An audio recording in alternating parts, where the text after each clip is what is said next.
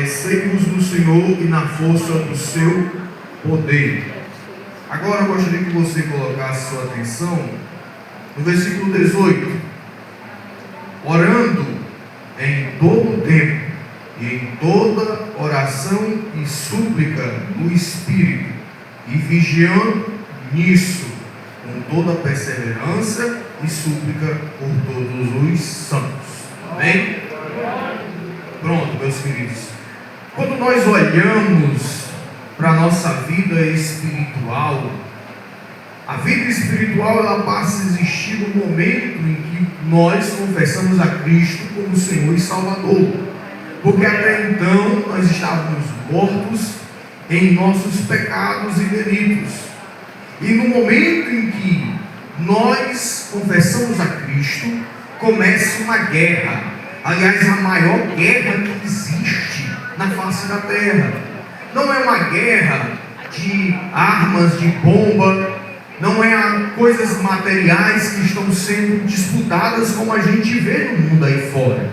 O que está acontecendo no mundo são duas coisas. Primeiro, são sinais que Jesus disse que iria acontecer. Jesus disse que antes dele voltar haveria guerras e rumores de guerra. Existem pessoas que em hora dessa estão nervosas, estão perplexas, porque acham que a qualquer momento o mundo vai explodir, vai tudo se destruir. Mas quem conhece a palavra de Deus sabe que não vai ser desse jeito, não vai ser desta maneira.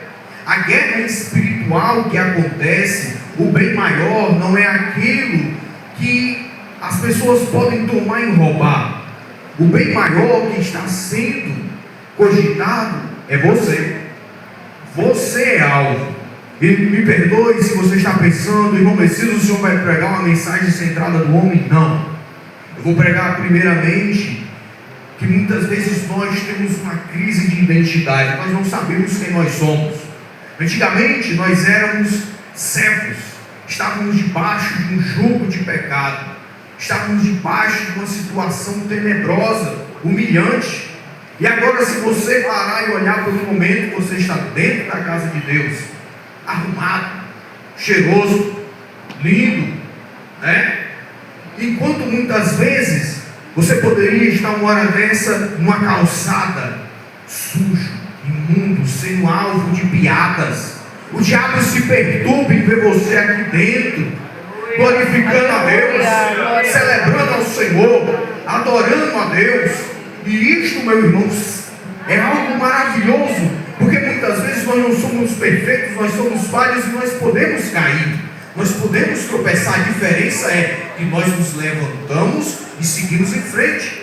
Primeiramente, você é filho de Deus, você tem um pai que lhe ama, você tem um pai que lhe protege, você tem um pai que lhe guia. Em segundo lugar, você é servo de Deus. Por mais que a gente possa galgar posições, naquele dia, quando nós estivermos diante dele, nós seremos conhecidos ou como servo bom e fiel, ou como servo mau e infiel. Não tem por onde a gente correr.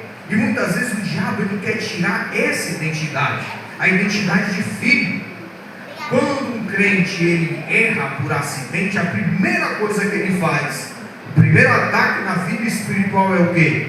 Se afasta dele. Quando nós olhamos para o jardim do Éden, nós vemos que ali naquele exato momento, o diabo ele entra dentro do jardim. Eu acho interessante que muita gente gosta de dizer: Jesus venceu o diabo no deserto, enquanto Adão perdeu para o diabo no jardim. Agora vamos refletir por um momento. Deserto é lugar de quê? De provação. Deserto é lugar de quê? De teste, de sofrimento. E se nós formos voltar um pouquinho mais atrás, Jesus tinha acabado de ser batizado, estava cheio do Espírito, e detalhe, ele estava jejuando. Então, meu amigo, se ele vai bater de frente, ele não está indo bater de frente com alguém de qualquer jeito, com alguém que está vivendo uma vida consagrada. Agora, quando nós voltamos lá para trás, no jardim do Éden, estava lá Adão e Eva, um lugar de delícias. A gente aqui muitas vezes vê um lugar como esse projetado e acha lindo o piso. Agora imagine como não era glorioso aquele lugar.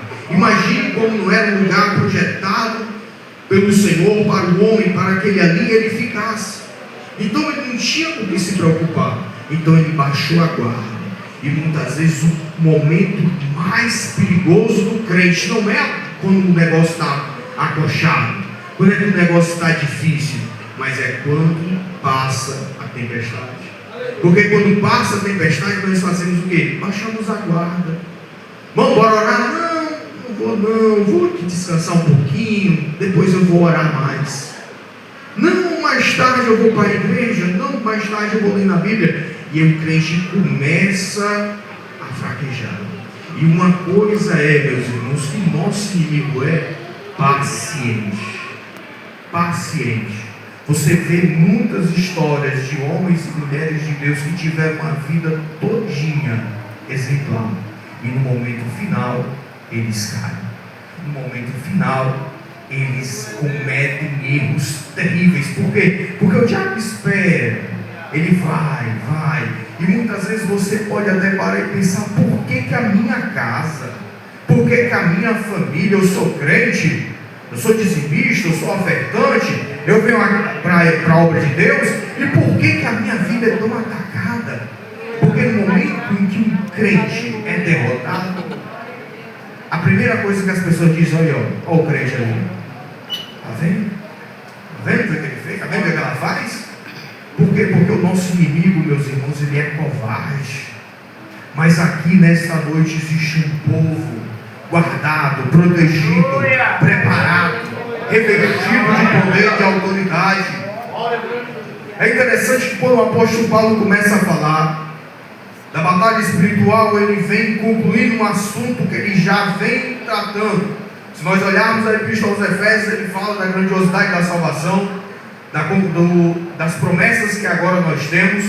Nós que antigamente estávamos alheios a promessas de Deus, agora nós, por meio do sacrifício de Cristo, nós temos acesso àquilo que somente o povo de Israel tinha. Em seguida, a vida de igreja, e parte também do relacionamento familiar.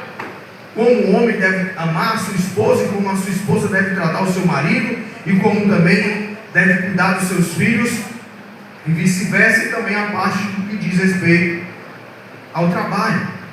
Aí ele conclui: no demais, irmãos meus, fortalecei-vos no Senhor. A vida espiritual, ela hoje, antigamente a gente dizia que o crente tinha 3 inimigos: o diabo, o mundo e a carne.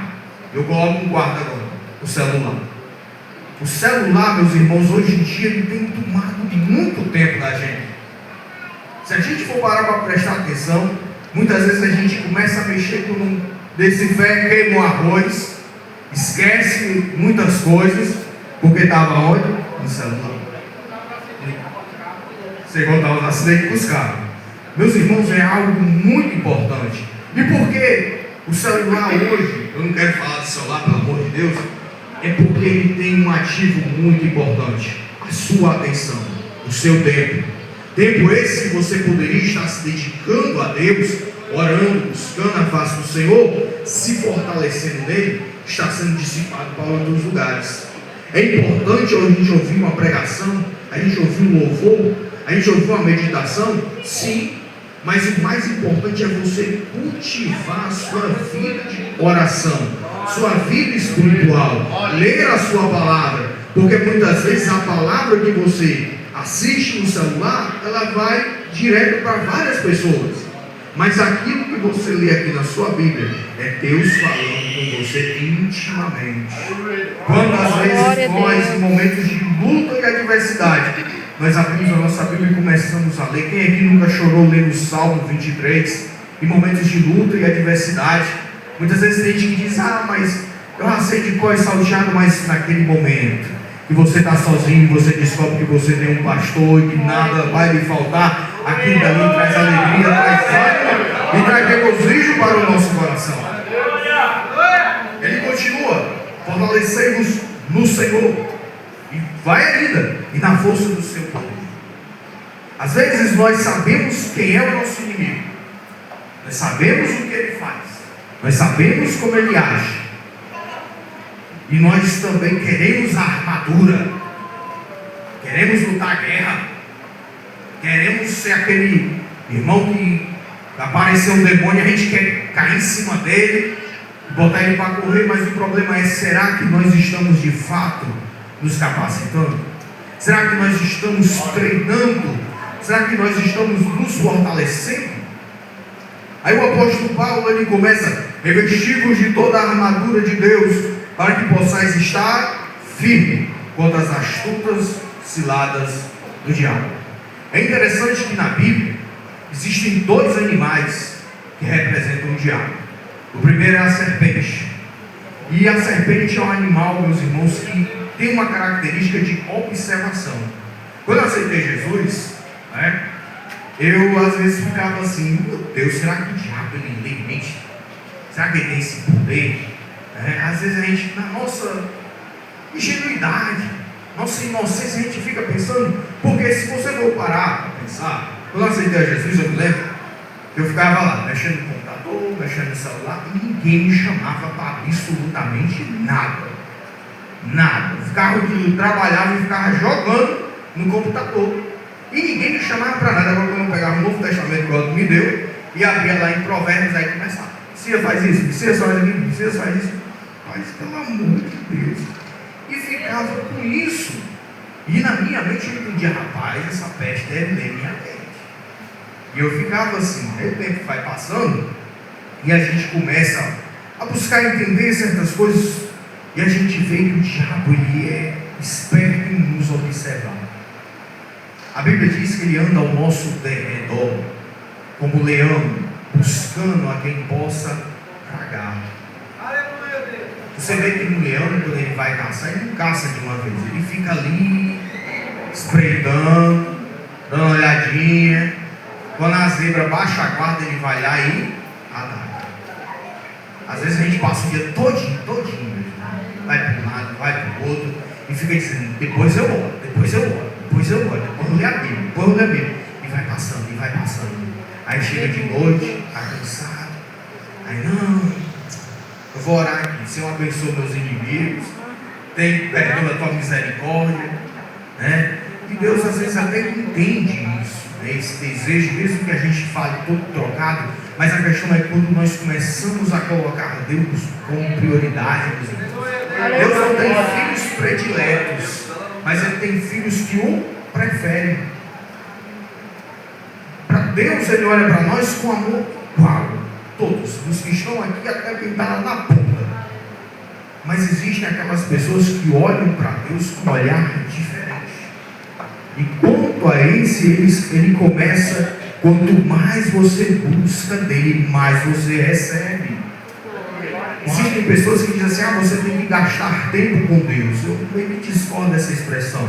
Porque quando você fala em gastar, fala que você está perdendo algo. Eu gastei tanto aqui, gastei isso. Você investe tempo com Deus. O salmista Davi, no Salmo 3, fugindo da ira de Absalão, ele se ajoelha e começa a chorar. Ele começa a citar aquilo que os homens estavam falando dele. Em Israel, em Jerusalém, dizia: acabou para Davi, padeceu, acabou tudo. Mas no meio do salmo, ele se levanta, ele se ajoelha frustrado e cansado. E quando ele se levanta, ele se levanta fortalecido. É interessante que ele se levanta não como alguém exaltado e prepotente, mas como alguém que sabe quem é em Deus. Quando nós sabemos que nós somos filho, meu irmão, você é filho de Deus, você é servo do Senhor.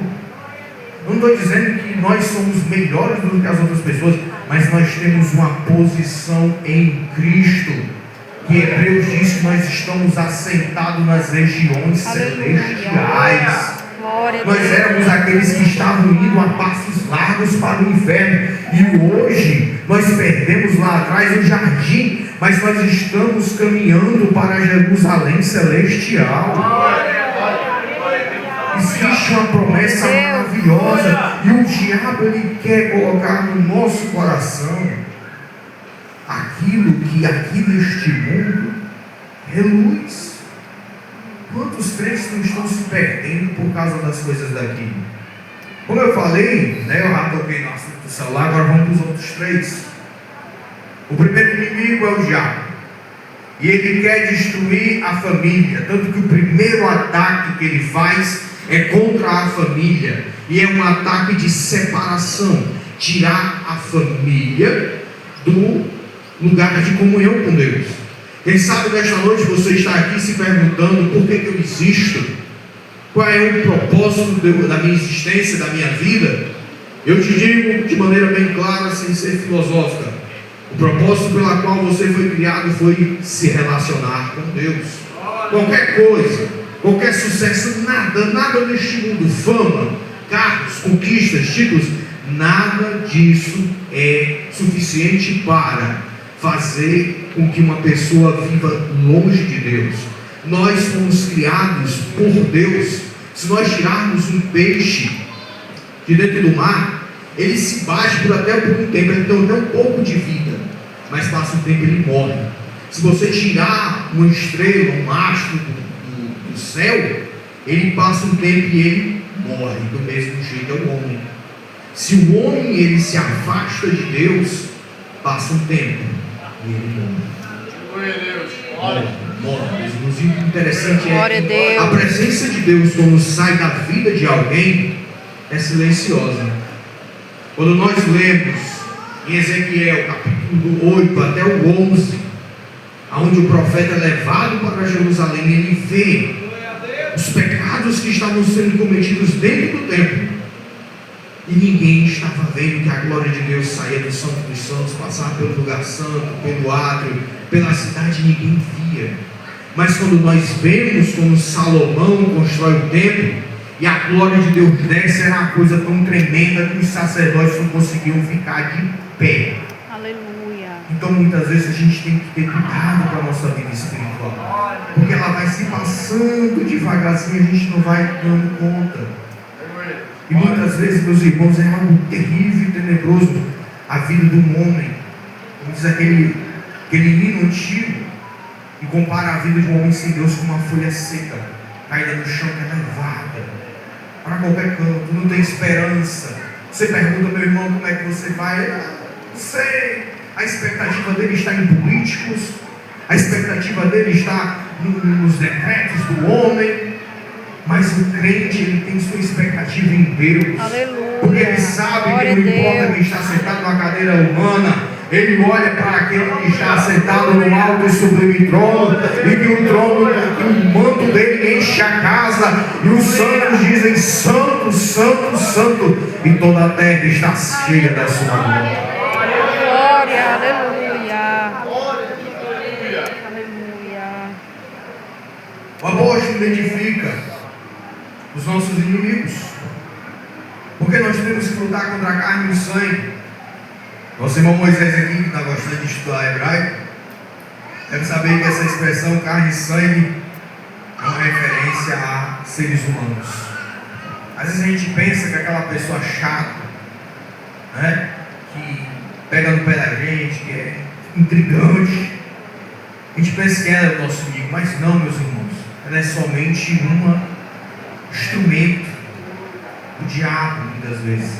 Às vezes até para a gente não se exaltar demais. O apóstolo Paulo diz que foi colocado um espinho na carne dele para que ele não se exaltasse. Porque às vezes, se a gente não tiver dificuldade, a primeira coisa que a gente faz é levantar o queixo e se esquece de Deus.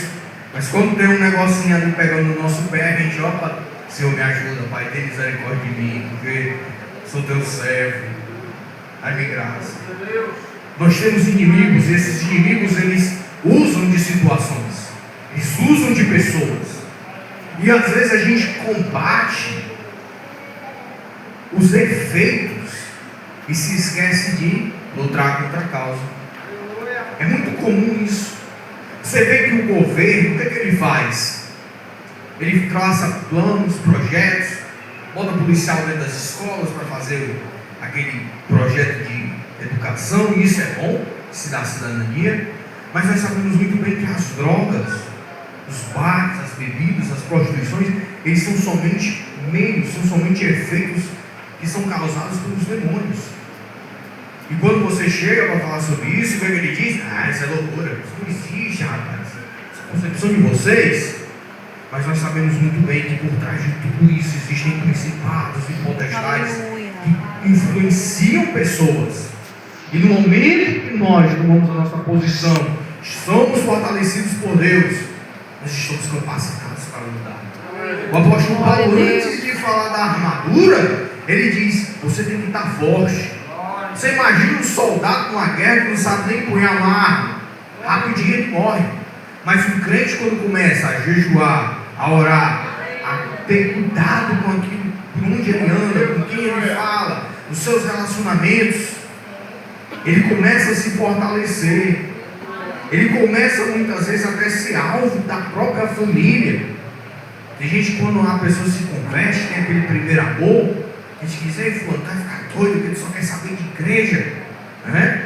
Mas aquilo é que mantém o crente ali, ó, vivo, a chama, o fogo ardendo sobre o altar, e ele nunca se apaga. E ele fala sobre diversas partes da armadura que nós lemos nesta noite aqui, na leitura inicial. E todas elas são maioria de defesa. Porque o crente, meus irmãos, ele é conhecido por permanecer. Permanecer. Se nós olharmos, meditarmos nunca nessa louvado, sobre a água que bate na pedra, a água bateu, os rios correram e o vento soprou, mas a casa permaneceu. Permaneceu. E é interessante que a ideia que muitas vezes nós temos é que um homem que procurou uma montanha bem alta, mas Lucas capítulo 7 diz que o homem cavou fundo. Cavar fundo requer dedicação, requer empenho e cuidado com a vida espiritual, é como você cultivar. Acredita que existem agricultores, e quando você vai plantar uma semente, você não planta a semente de qualquer jeito. Eu me lembro quando eu era pequeno, meu avô me chamou para plantar milho com ele. Ele me deu um punhado de semente, eu estava querendo impressionar ele, saí jogando tudo que era semente de todo canto. Aí ele terminou, eu terminei. Aí ele olhou assim para trás, chão cheio de semente, ele volte, apanhe tudinho, coloque 3 sementes em cada corda. Eu fiquei com raiva. Mas o que isso significa? Se eu tivesse deixado daquele jeito, não ia nascer. Do mesmo jeito é a nossa vida espiritual. Aleluia. Se nós não tivermos disciplina em orar, em ler a nossa Bíblia, em jejuarmos, em buscarmos sempre a direção do Senhor, não vai dar certo. Aleluia. Não adianta a gente pegar, acreditar que a vida espiritual só se resume aqui dentro dessas 4 paredes. Não, ela vai além, e é ali onde acontece o teste de fogo. E o apóstolo Paulo, ele diz: orando em todo tempo, com toda oração e súplica no Espírito. Isso significa que no momento que nós aceitamos a Cristo, nós temos agora acesso à presença de Deus. Aleluia. Aquilo que o salmista Davi tanto queria. O Salmo 28, se me fala a memória, ele diz: uma coisa pedi ao Senhor e a buscarei, que eu possa habitar no Santo dos Santos e ali aprender o teu entendimento. Ou seja, irmãos, aquilo que o maior rei de Israel queria era entrar na presença de Deus. E nós hoje temos este privilégio. Aleluia. E é maravilhoso, meus irmãos, isso. Às vezes a gente sabe disso, mas muitas vezes passa batido pela nossa mente. Passa muito devagar. Por quê? Porque são essas verdades que nos deixam firmes em Deus. É isso que nos deixa solidificados no Senhor. Orando em todo tempo, por toda oração e súplica no Espírito. Ou seja, na dependência do Espírito Santo. Porque na nossa força, meus irmãos, nós não conseguimos. O profeta chega e diz: não é por força nem por violência, mas pelo meu Espírito, diz Aleluia, glória a Deus. As lutas e adversidades, elas são vencidas por meio daquilo que o Senhor tem entregue por nós. Talvez você esteja passando por uma luta, uma adversidade tão grande. Busque a direção do Senhor, porque Ele te dá. Ele só está esperando você clamar. Tem gente que diz assim: eu já fiz tudo, eu já procurei todo mundo, só me resta uma coisa. E a pessoa pergunta o quê? Orar. Essa deveria ter sido a primeira atitude que nós devemos fazer. Mais uma vez, citando Davi. Davi foi um homem que teve sucesso em todas as batalhas. E qual era o segredo? Senhor, eu vou ou não vou? Fico ou não fico? Sempre ele estava ali buscando a orientação e a direção de Deus. A Bíblia diz que o homem é reconhecido, não é por ter uma carteirinha de membro da igreja ou vir aos domingos, mas ele é reconhecido quando ele é guiado pelo Espírito. Aleluia. E esse termo guiado significa que o Espírito Santo nos toma pela mão e nos leva a um lugar melhor, nos direciona, nos leva, nos conduz. E todos nós sabemos que quando pedimos direção de Deus, meu irmão, não tem dúvida, é certeza plena que dará certo, porque Ele é onisciente, Ele sabe tudo. E vigiando isso. Aqui entra o detalhe, meus irmãos. Aleluia. Vigiar. A pessoa que está vigiando, ela está atenta. E é aqui que hoje a gente vê um estudo que há no nosso tempo, pelo nosso tempo e pela nossa atenção. As pessoas estão desapercebidas. As pessoas estão olhando para tudo. Nunca se viu um tempo onde num clique você consegue falar com quem está do outro lado do mundo. A gente está tão ocupado. Foi assim que Jesus disse que os dias que antecederão a vida dele será como os dias de Noé. Irmãos, Noé passou um bom tempo construindo a arca. E as pessoas estavam casando-se, dando-se em casamento, vivendo a vida normal. Hoje não é desse jeito. A gente vive a nossa vida normal. E os sinais estão aí. Os sinais estão aí cada vez mais evidentes. Aleluia. Só quem não crê, e às vezes até mesmo aqueles que estão de fora, sabe que algo está prestes a acontecer. E muitas vezes falta-nos este discernimento, essa sensibilidade espiritual. E muitas vezes é falta de cuidado com a vida espiritual, daquilo que nos conecta a Deus. Hoje eu estava vendo um vídeo de uma senhorinha que ela estava passando por uma luta e ela orava e jejuava. E Deus falou com ela que Jesus tinha curado o filho dela de madrugada. E ela chegou no hospital e disse: olha, eu já sei o que aconteceu.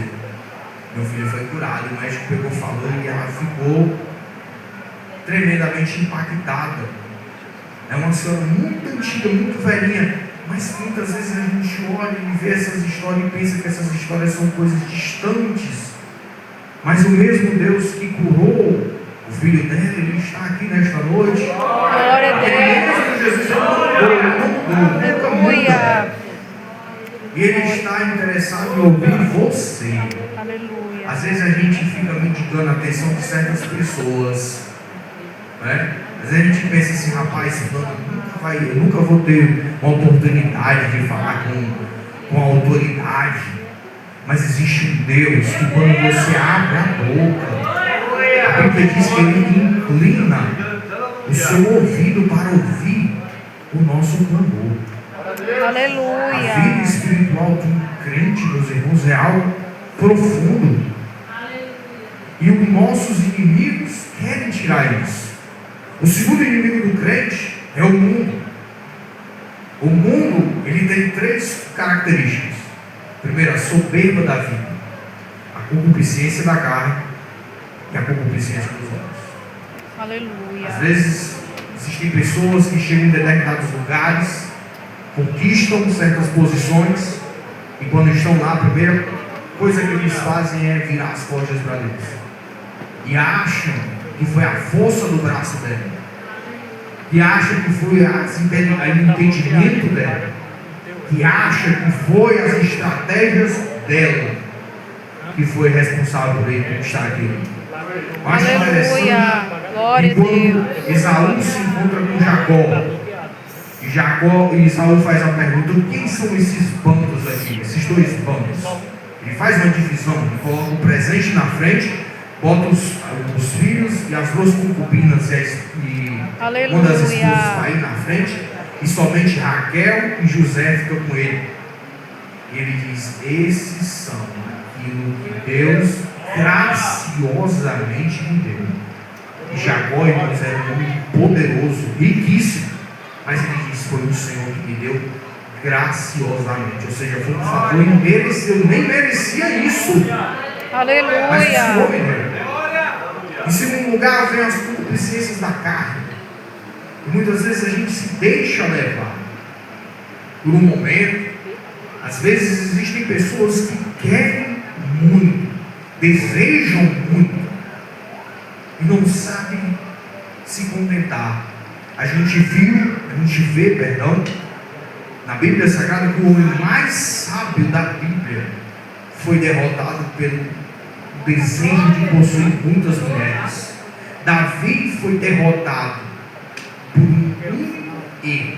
A espada nunca saiu da casa dele. O pecado foi perdoado, mas as consequências permaneceram, porque o pecado, meus irmãos, é algo terrível.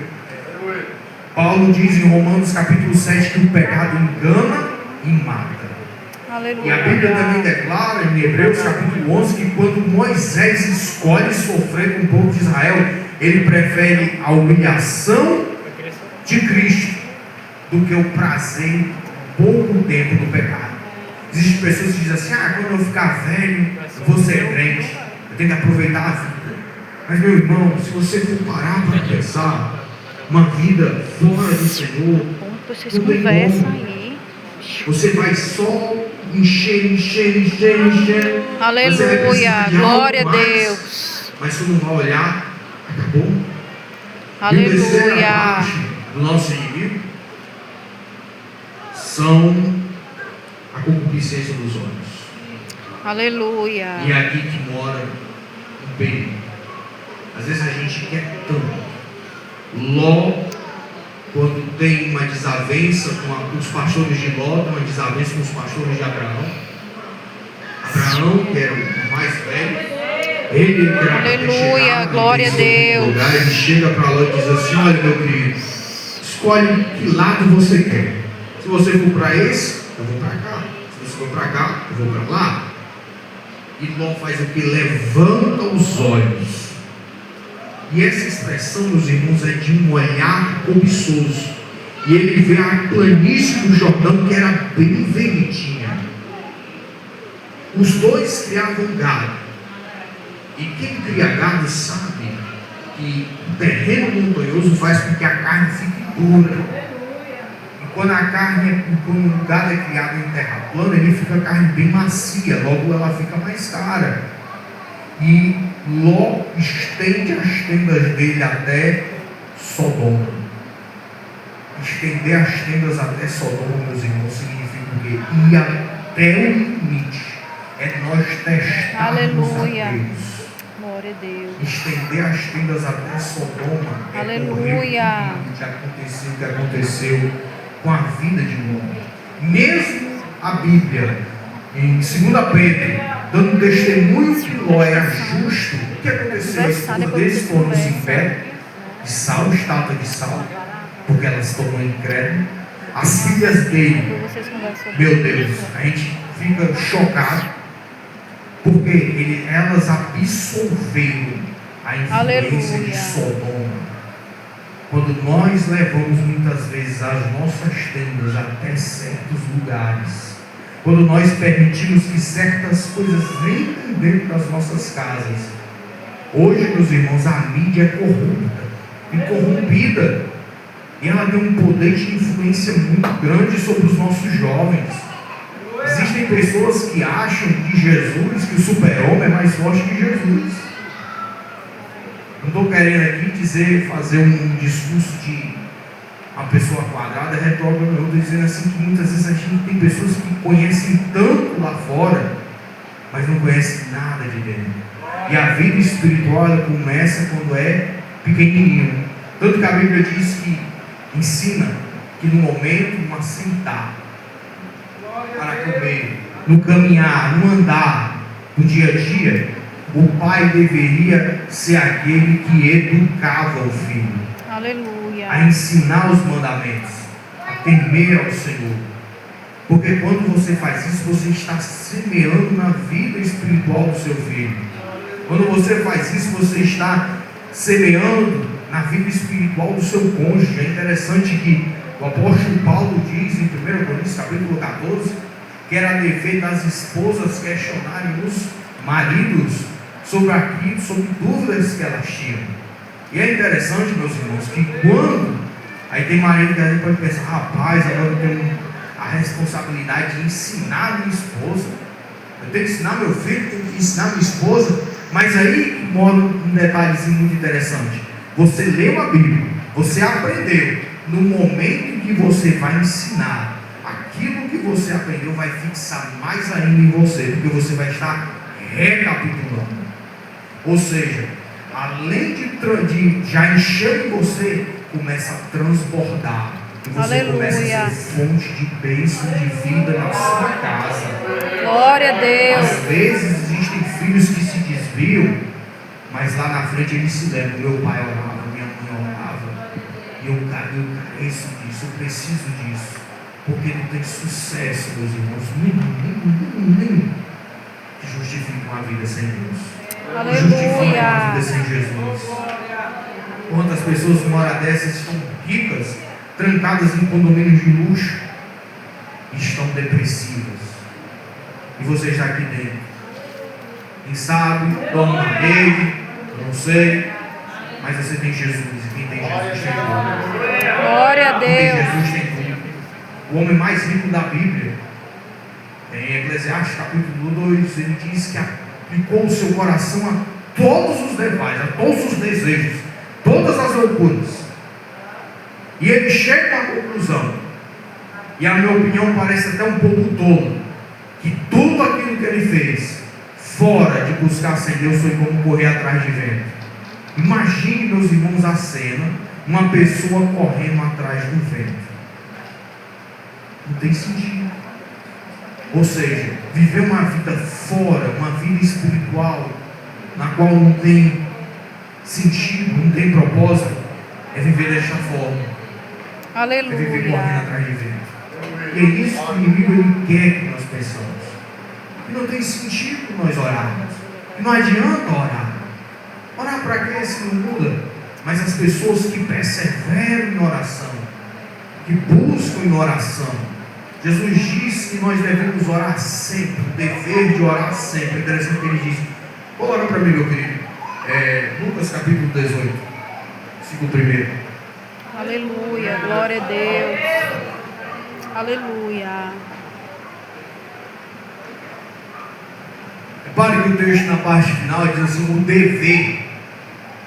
Ou seja, Jesus não está dando uma sugestão, é um dever, é uma obrigação nossa.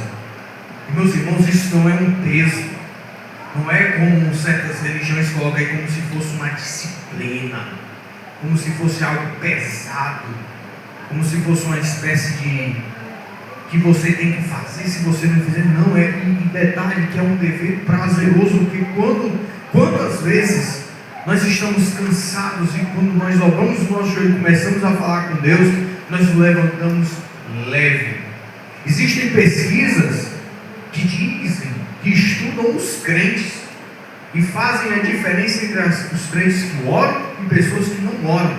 E as pessoas que oram são mais felizes, são mais tranquilas e conseguem decidir até melhor. E não tem problema com ansiedade. E ele vai além. E nunca desfalecer. E às vezes a gente olha isso. Eu nunca vou desfalecer. Eu sempre devorar. E quer fazer na nossa força. Às vezes a gente começa com tudo. Começa no 8. E quando vai olhar, está no 80 e depois volta para o 0. Porque vai na força do braço. Mas quando nós estamos na dependência do Senhor, Glória a Deus. Aleluia. quando nós estamos na dependência do Espírito Santo, meu irmão, a gente vê que lá na frente, ele conta uma parábola, ilustra toda a história. A senhora consegue a vitória na sua vida. Então, quando nós cuidamos da vida espiritual, quando nós oramos, lemos a Bíblia, jejuamos e nos consagramos, repare que são coisas tão simples. Simples. Graças a Deus que as coisas de Deus são simples. Complicadas as coisas do inimigo. E você tem que arranjar uma galinha, ir não sei para onde, bater tambor, fazer uma loucura medonha. Mas as coisas de Deus são simples. E graças a Deus por isso. E os resultados são contínuos e permanentes. E muitas vezes o diabo quer tirar isso. Que a vida espiritual é complicada, mas a vida espiritual é simples quando ela é entendida, que ela é vivida na dependência do Espírito Santo. Glória a Deus. Aleluia. Glória a Deus.